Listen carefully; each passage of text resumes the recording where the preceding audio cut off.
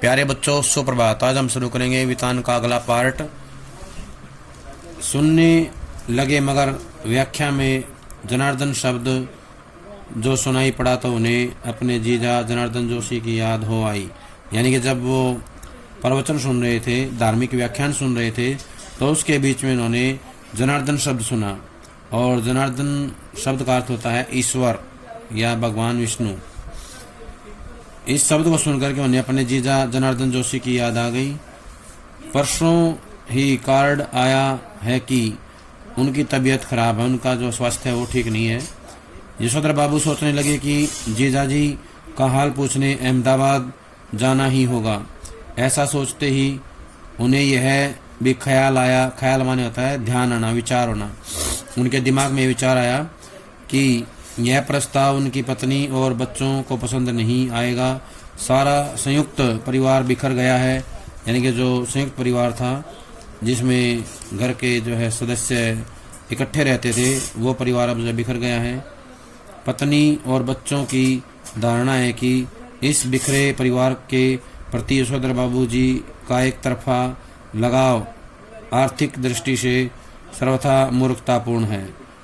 यानी कि जो लगाव था अपने संयुक्त परिवार के प्रति जो बिखर गया था, उसको लेकर के उसके परिवार के लोग उससे सहमत नहीं थे।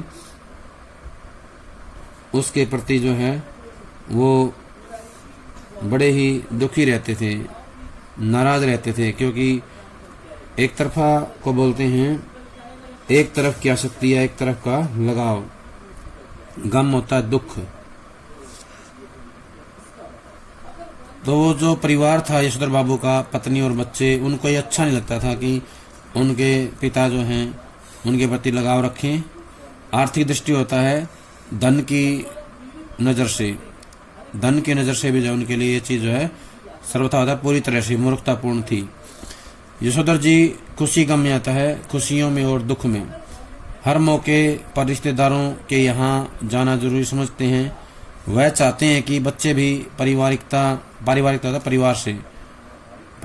के प्रति उत्साही हों, यानी कि उनके अंदर लगाव हो, अपने परिवार से मिले, ये मानते थे। लेकिन उनके बच्चे जो है इसके प्रति जो है कोई उत्साह नहीं दिखाते थे।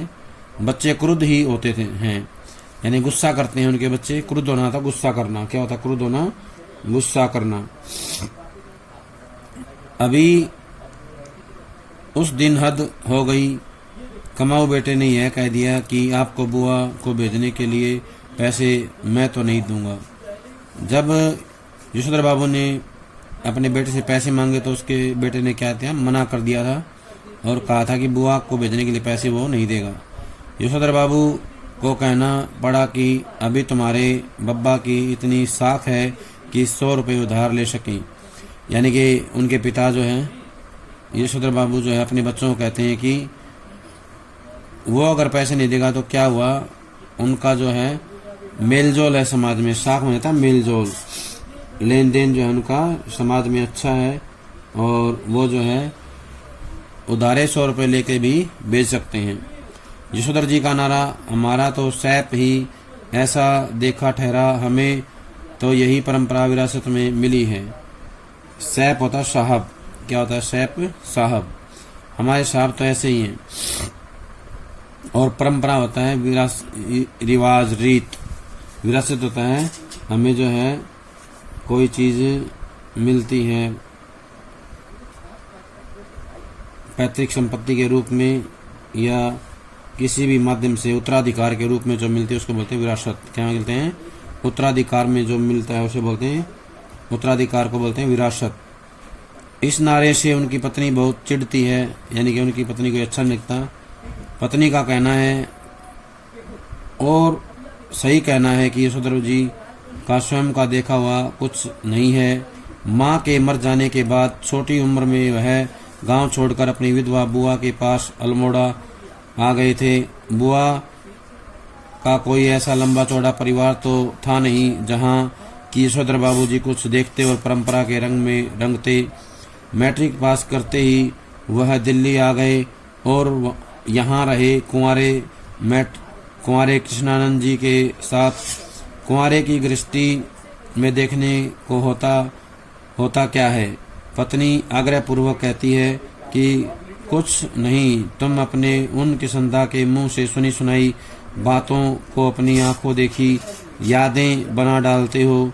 किसंदा को जो भी मालूम था वह उनका पुराने गवई लोगों से सीखा हुआ ठहरा। गवई होता गांव के ग्रामीण। दिल्ली आकर उन्होंने घर परिवार तो बसाया नहीं जो जान पाते कि कौन से रिवाज निभ सकते हैं। निभ सकना होता है निभा सकना, यानी कि ऐसे रिवाज जिनको निभाया जा सकता है। ऐसे कौन से रिवाज हैं उनके बारे में उसको कोई पता नहीं था। निर्वाह किया जा सके ऐसे रिवाजों के बारे में उसको कोई जानकारी नहीं थी। पत्नी का कहना है कि किसंदा तो थे ही जन्म से, किसंदा तो थे ही जन्म के बूढ़े, तुम्हें क्या सुर लगा जो उनका बुढ़ापा खुद दौड़ने लगे हो। यानी कि उनकी पत्नी को अच्छा नहीं लगता कि जब यशोधर बाबू उनके सामने किसंदा से सीखी हुई बातें या उनके द्वारा कही गई बातों को याद करके कोई बात कहते हैं। तुम शुरू में तो ऐसे नहीं थे, शादी के बाद मैंने तुम्हें देखा, तुम्हें देख जो क्या नहीं रखा है। हफ्ते में 2-2 सिनेमा देखते थे, गजल गाते थे, गजल हुई और शैगल के गाने।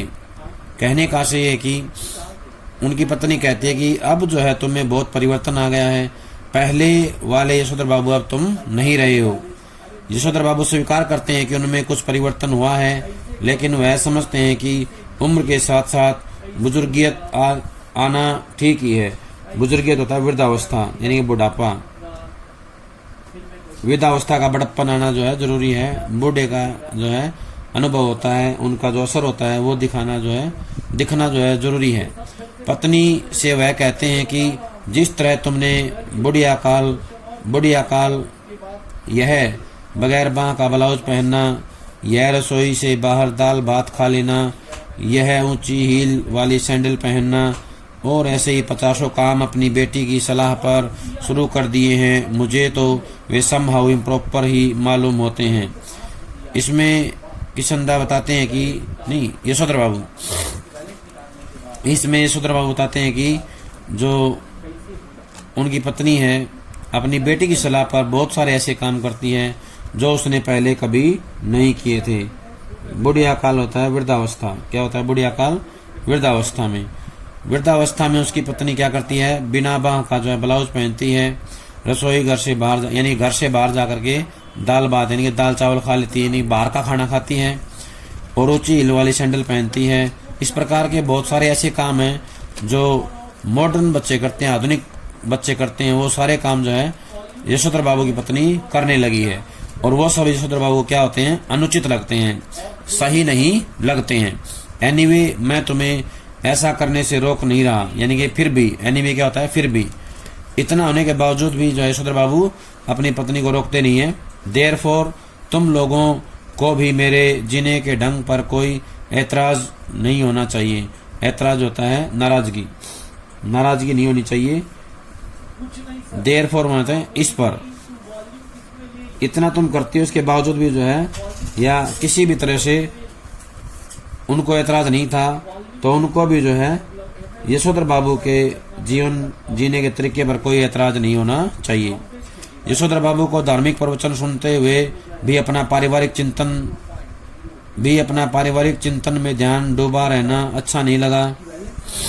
सुबह शाम संध्या करने के बाद जब वह थोड़ा ध्यान लगाने की कोशिश करते हैं, तब भी मन किसी परम सत्ता में नहीं, इसी परिवार में लीन होता है। यशोधर जी चाहते हैं कि ध्यान लगाने की सही विधि सीखें, तथा साथ ही वह अपने से भी कहते हैं कि परहैप्स ऐसी चीज के लिए रिटायर होने के बाद का समय ही प्रॉपर ठहरा, वानप्रस्थ के लिए प्रिस्क्राइब्ड ठहरी ये चीजें। कहने का मतलब ये है कि यशोधर बाबू ये मानते हैं कि एक उम्र के बाद मनुष्य को रिटायरमेंट ले लेनी चाहिए, और रिटायरमेंट के बाद शायद उनको ऐसी चीजें या ऐसे समय के अनुसार अपने आप को ढाल लेना चाहिए, प्रॉपर रूप से जो अपने आप को ऐसा बना लेना चाहिए कि कुछ समय भगवान को दें। वानप्रस्थ होता है जीवन का वह पड़ाव जब मनुष्य गृहस्थी छोड़ करके केवल अपने ध्यान को भगवान में ही लगा लेता है, और भगवान में लगाने के लिए प्रिस्क्राइब्ड होता है, निर्देशित ऐसी चीजें जो कुछ कार्य के लिए निर्दिष्ट की जाती हैं, बताई जाती हैं, वो उचित ठहरती हैं और वो मानते हैं कि ऐसा करना सही है, उचित है। वानप्रस्थ के लिए यशोधर बाबू का अपने पुश्तैनी गांव जाने का इरादा है। रिटायर होकर यानी कि सेवानिवृत्त होकर के, रिटायर होकर कार्यभार से मुक्त होकर के उनका इरादा है कि वो अपने गांव में जाएंगे और जो अपना पैतृक जो घर है उसमें रहेंगे। फार फ्रॉम द मैंडिंग क्राउड समझे, वो मानते हैं कि इतना कुछ करना जो है एक प्रकार से अपने आप को भीड़ में जो है शामिल कर लेना है।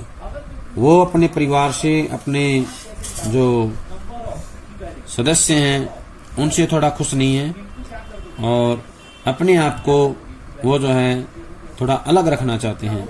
इस तरह की तमाम बातें यशोधर बाबू पैदाइशी बुजुर्गवार किशनदा के शब्दों में और उनके ही लहजे में कहा करते हैं। और इस प्रकार की जो शिक्षाप्रद बातें हैं, जो कुछ सीखने योग्य बातें हैं, वो जो है एक बुजुर्गवार किशनदा के शब्दों यानी कि जो बुजुर्ग किशनदा थे उनके शब्दों में कहते हैं, उनके लहजे में कहते हैं और कहकर उनकी तरह कि वह जेपी सी लगभग नकली सी हंसी हंस देते हैं। जब तक किशनदा दिल्ली में रहे, यशोधर बाबू नित्य नियम से हर दूसरी शाम उनके दरबार में हाजिरी लगाने पहुंचते रहे। स्वयं किशनदा हर सुबह शहर से लौटते हुए अपने इस मानस पुत्र के क्वार्टर में झांकना और हेल्दी वेल्दी एंड वाइज बन रहा है न भाऊ, ऐसा कहना कभी नहीं बोलते। मानस पुत्र होता है पुत्र के समान मान लेना।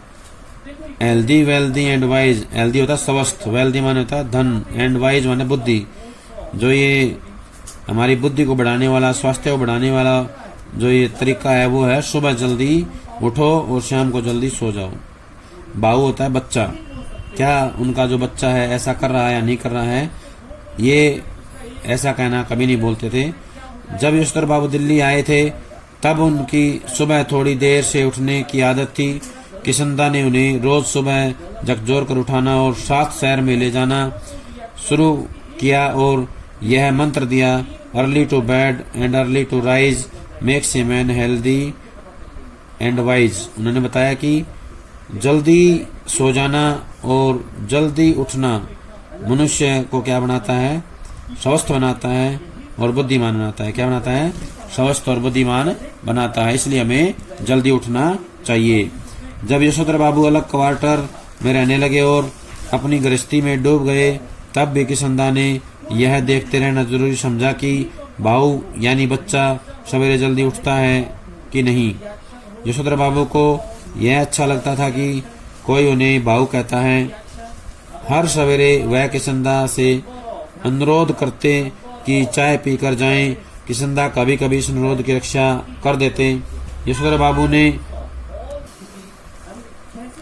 एक बार इसका अर्थ समझ लें, far from the mending crowd, इसका मतलब होता है ऐसी भीड़ जो पागल बना देने वाली हो, ऐसी भीड़ जो पागल बना देने वाली हो उससे जो है दूर रहना चाहते हैं, भीड़ से दूर रहना चाहते हैं, क्योंकि वो जो है शहर से अपने बच्चों के और खुद की जिंदगी से थोड़ा सा क्या है वो परेशान हो गए हैं, थोड़ा दुखी हो जाते हैं और चाहते हैं कि रिटायरमेंट होने के बाद वो जो है अपने पुश्तैनी गांव में जाएं और वहां रहें। यशोधर बाबू ने किशनदा को घर और दफ्तर में विभिन्न रूपों में देखा है, लेकिन किशनदा की जो छवि उनके मन में बसी हुई है वह सुबह की सैर को निकले किशनदा की ही है। कुर्ते पजामे के ऊपर ऊनी गाउन पहने, सिर पर गोल विलायती टोपी और पांव में देसी खड़ाऊ धारण किए हुए और हाथ में एक छड़ी लिए हुए, यानी कि जो छड़ी लेके चलते थे उसका प्रयोग वो कुत्तों को भगाने के लिए करते थे। ये जो है उनकी जो है एक वेशभूषा होती थी जब वो सैर के लिए निकलते थे और यही छवि जो है किशनदा के जो छवि है किशनदा की यशोधर बाबू के मन में समाई हुई थी। यानी कि ये छवि किशनदा के जो वेशभूषा से युक्त थी, जैसे गाउन पहनना, विलायती टोपी पहनना, पांव में देसी खड़ाऊ पहनना, जो ये सुबह सैर के लिए जाते थे, ये जो छवि है वो छवि यशोधर बाबू के मन में समाई हुई थी, मन में एक प्रकार से बस गई थी। जब तक किशनदा दिल्ली में रहे तब तक यशोधर बाबू ने उनके पट शिष्य और उत्साही कार्यकर्ता की भूमिका पूरी निष्ठा से निभाई। पट शिष्य होता है श्रेष्ठ शिष्य या प्रिय शिष्य। क्या होता है पट शिष्य? प्रिय शिष्य। उत्साही होता है जोशीले, जोशीले कार्यकर्ता की भूमिका निभाई। निष्ठा होता है विश्वास। क्या होता है? विश्वास या आस्था। विश्वास या आस्था बोलते हैं निष्ठा। किशनदा के चले जाने के बाद उन्होंने ही उनकी कई परंपराओं को जीवित रखने की कोशिश की और इस कोशिश में पत्नी और बच्चों को नाराज किया। घर में होली गवाना यानी कि होली के जो गीत गाए जाते थे उस परंपरा को चालू रखा। जन्यो पुण्यो, जन्यो पुण्य होता है जनेऊ परिवर्तन करने वाली पूर्णिमा। जनेऊ परिवर्तन करने वाली जो पूर्णिमा आती है उसे जन्यो पुण्य के दिन सब कुमाऊनियों को जनेऊ बदलने के लिए अपने घर आमंत्रित करना। कुमाऊनिया क्या होता है? कुमायूं क्षेत्र में रहने वाले निवासी। कुमायूं क्षेत्र में, कुमायूं क्षेत्र के निवासियों को बुलाना या रहने वाले लोगों को जनेऊ बदलने के लिए अपने घर बुलाते थे। रामलीला की तालीम, तालीम होता है शिक्षा। क्या था? तालीम, शिक्षा। शिक्षा के लिए क्वार्टर का एक कमरा दे देना। ये और ऐसे भी कई और काम यशोधर बाबू ने किशनदा के से विरासत में लिए थे। उनकी पत्नी और बच्चों को इन आयोजनों पर होने वाला खर्च और इन आयोजनों से होने वाला शोर दोनों ही सख्त नापसंद थे। यानी कि उनको जो है अत्यधिक अप्रिय लगते थे, अप्रिय लगते थे। बदतर यही कि इन आयोजनों के लिए समाज में भी कोई खास उत्साह रह नहीं गया था। यानी कोई जोश नहीं था समाज में, कोई लगाव नहीं था। यशोधर जी चाहते हैं कि उन्हें समाज का सम्मानित बुजुर्ग माना जाए, लेकिन जब समाज ही न हो तो पद उन्हें क्यों कर मिले। यानी कि समाज में कोई जो है लगाव नहीं था और समाज के लोग जो है किसी प्रकार का ऐसा आयोजन भी नहीं करते थे, इसलिए उनको ये पद कैसे मिले। यशोधर जी कहते हैं कि बच्चे मेरा आदर करें और उसी तरह हर बात में मुझसे सलाह लें जिस तरह मैं किशनदा से लिया करता था। यशोधर बाबू डेमोक्रेट बाबू हैं और हरगिज यह दुराग्रह नहीं करना चाहते कि बच्चे उनके कहे को पत्थर की लीक या लकीर समझें। दुराग्रह होता है अनुचित हट। क्या होता है? अनुचित हट। दुराग्रह होता है अनुचित हट। और बदतर होता है बुरी हालात। क्या होता है? बदतर, बुरी हालात। बुरी हालात को बोलते हैं बदतर। बुजुर्ग होता है वृद्ध व्यक्ति। क्या होता है? बुजुर्ग, वृद्ध व्यक्ति। हरगिज होता है बिल्कुल। हरगिज क्या होता है? बिल्कुल। पत्थर के लकीर होता है ऐसी बात जो बदली ना जा सके, जो एक बार कह दी तो वही काम हो जाए, वो होता है पत्थर की लकीर। पत्थर पे लकीर खींच देना। पत्थर की लकीर जो है वो अपनी बात को नहीं बना रहे थे। वो ये चाहते थे कि उनके बच्चे उससे जो है सलाह लें। डेमोक्रेट होता है लोकतंत्र। क्या होता है? डेमोक्रेट, लोकतंत्र। लोकतंत्र को मानने वाले थे वो। लेकिन यह भी क्या हुआ कि पूछा ने ताछा, जिसके मन में जैसा आया करता रहा। ग्रांटेड तुम्हारी नॉलेज ज़्यादा होगी लेकिन एक्सपीरियंस का कोई सब्स्टिट्यूट ठहरा नहीं बेटा। एक्सपीरियंस होता है अनुभव। क्या होता है एक्सपीरियंस? अनुभव। ग्रांटेड तुम्हारी नॉलेज होता है कि वास्तव में तुम्हारी नॉलेज, या ये मान सकते हैं कि तुम्हारी जो नॉलेज है, तुम्हारा जो ज्ञान है वो ज़्यादा होगा, लेकिन जो अनुभव है उसका कोई जो है विकल्प नहीं होता है। सब्स्टिट्यूट होता है विकल्प। मानो न मानो झूठे मुंह से सही, एक बार पूछ तो लिया करो, ऐसा कहते हैं यशोधर बाबू। और बच्चे यही उत्तर देते हैं, बब्बा आप तो हद करते हैं, जो बात आप जानते ही नहीं आपसे क्यों पूछें। यानी कि उनके बच्चे सलाह लेने से सीधे सीधे मना कर देते हैं। प्रवचन सुनने के बाद यशोधर बाबू सब्जी मंडी गए। यशोधर बाबू को अच्छा लगता अगर उनके बेटे बड़े होने पर अपनी तरफ से यह प्रस्ताव करते कि दूध लाना, राशन लाना, CGHS डिस्पेंसरी से दवा लाना, सदर बाजार जाकर दालें लाना, पहाड़गंज से सब्जी लाना, डिप्पू से कोयला लाना, ये सब काम आप छोड़ दें, अब हम कर दिया करेंगे। एकाध बार बेटों से खुद उन्होंने ही कहा, तब वे एक दूसरे से कहने लगे कि तू किया कर, तू क्यों नहीं करता। इतना कोहराम मचा और लड़कों ने एक दूसरे को इतना ज्यादा बुरा भला कहा कि यशोधर बाबू ने इस विषय को उठाना ही बंद कर दिया।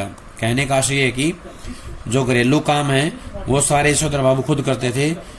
जब भी वो बच्चों को कभी कहते तो बच्चे जो आपस में एक दूसरे को कहने लग जाते और इस बात को लेकर के वो आपस में एक दूसरे को भला बुरा भी कहने लगते थे। कोहराम होता कोलाहल, शोर हो जाना। शोर होना क्या होता है?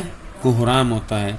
यानी कि बच्चे शोर मचा देते थे, कोई भी काम नहीं करता था, अंत में फिर यशोधर बाबू को खुद ही करने पड़ते थे।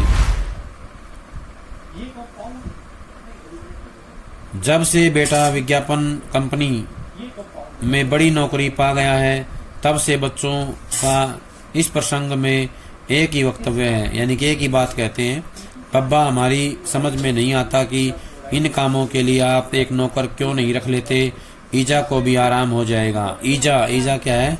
यशोधर बाबू के बच्चे अपनी माँ के लिए प्रयोग करते हैं इस शब्द का। कमाऊ बेटा नमक छिड़कते हुए भी यह भी कहता है कि नौकर की तनख्वाह मैं दे दूंगा, यानी कि नौकर का जो खर्चा है, नौकर की जो महीने की जो तनख्वाह है वो मैं दे दूंगा। यशोधर बाबू को यही समहाउ इम्प्रॉपर मालूम होता है कि उनका बेटा अपना वेतन उनके हाथ में नहीं रखे। यह सही है कि वेतन स्वयं बेटे के अपने हाथ में नहीं आता। अकाउंट होता खाता, ट्रांसफर द्वारा यानी खाते में जो है ट्रांसफर कर दिया जाता है, खाते में भेज दिया जाता है, सीधा द्वारा बैंक में जाता है। लेकिन क्या बेटा बाप के साथ ज्वाइंट अकाउंट नहीं खोल सकता, यानी कि एक जो ज्वाइंट खाता नहीं खोल सकता, संयुक्त खाता। झूठे मुंह से ही सही एक बार ऐसा कहता तो 30 पर बेटे का अपने वेतन को अपना समझते हुए बार बार कहना कि यह काम मैं अपने पैसे से करने को कह रहा हूँ, आपके से नहीं, जो आप नुक्ताचीनी करें। नुक्ताचीनी होता है आलोचना। क्या होता है? आलोचना करना, कमियां निकालना। इस क्रम में बेटे ने पिता का यह क्वार्टर तक अपना बना लिया है। अपना वेतन अपने ढंग से वह इस घर पर खर्च कर रहा है। कभी कारपेट बिछवा रहा है, कभी पर्दे लगवा रहा है, वाला डबल बेड और श्रृंगार मेज, कभी टीवी, कभी फ्रिज। क्या हुआ यह? और ऐसा भी नहीं कहता कि लीजिए पिताजी मैं आपके लिए यह टीवी ले आया। कहता यही है कि मेरा टीवी है, समझे, इसे कोई न छुआ करे। क्वार्टर ही उसका हो गया, यह अच्छी रही। अब इनका एक नौकर भी रखो घर में। इनका नौकर होगा तो इनके लिए ही होगा, हमारे लिए तो क्या होगा। ऐसा समझाते हैं यशोधर बाबू घरवाली को, यानी कि अपनी पत्नी से बात करते हैं और बच्चों द्वारा किए गए कामों की जो है समीक्षा करते हैं, उनके बारे में जो है निष्कर्ष निकालते अपनी पत्नी को बताते हैं। काम सब अपने हाथ से ठीक ही होते हैं, नौकरों को सौंपा कारोबार चौपट हुआ। कारोबार काम जो है चौपट होना खत्म हो जाता है, समाप्त हो जाता है। कहते हैं यशोधर बाबू पत्नी सुनती है मगर नहीं सुनती, पर सुनकर अब चिढ़ती भी नहीं है, यानी कि चिढ़ती नहीं है, परेशान नहीं होती है। सब्जी का झोला लेकर यशोधर बाबू खुदी हुई सड़कों और टूटे हुए क्वार्टरों के मलबे से पटे हुए लानों था बगीचे, लानों को पार करके स्क्वायर के उस कोने में पहुंचे जिसमें 3 क्वार्टर अब भी साबुत खड़े हुए थे। उन तीनों में से कुल एक को अब तक एक सिलसिला आबाद किए हुए है। बाहर बदरंग तख्ती में उनका नाम लिखा है वाईडी पंत, यानी कि वो अपने ही क्वार्टर में आ गए हैं और वो खुद अपने क्वार्टर को ही थोड़ा पहचानने में असमर्थ पा रहे हैं। कहने का आशय ये कि यशोधर बाबू जो है अपने घर के पास जाते हैं और अंधेरा होने के कारण अपने घर को जो है पहचान नहीं पाते हैं। उसके घर के आगे एक पट्टी भी लगी होती है, लेकिन वो इसलिए नहीं पहचान पाते हैं क्योंकि जिस समय वो जाते हैं उस समय अंधेरा हो जाता है और उनके घर में जो है आयोजन किया होता है सिल्वर वेडिंग की पार्टी का, तो इसलिए वो अपने घर को नहीं पहचान पाते हैं। प्यारे बच्चों, ये था वितान का पार्ट, जिसमें पाठ नंबर 1 सिल्वर वेडिंग का जो है सारांश या उसके बारे में मुख्य मुख्य बातें बताई गई हैं। सभी इनको याद कर लेंगे, पढ़ लेंगे अच्छे से। अगली वीडियो आती है, तब तक इसको पढ़ें, समझें और याद करें। सभी का बहुत बहुत धन्यवाद।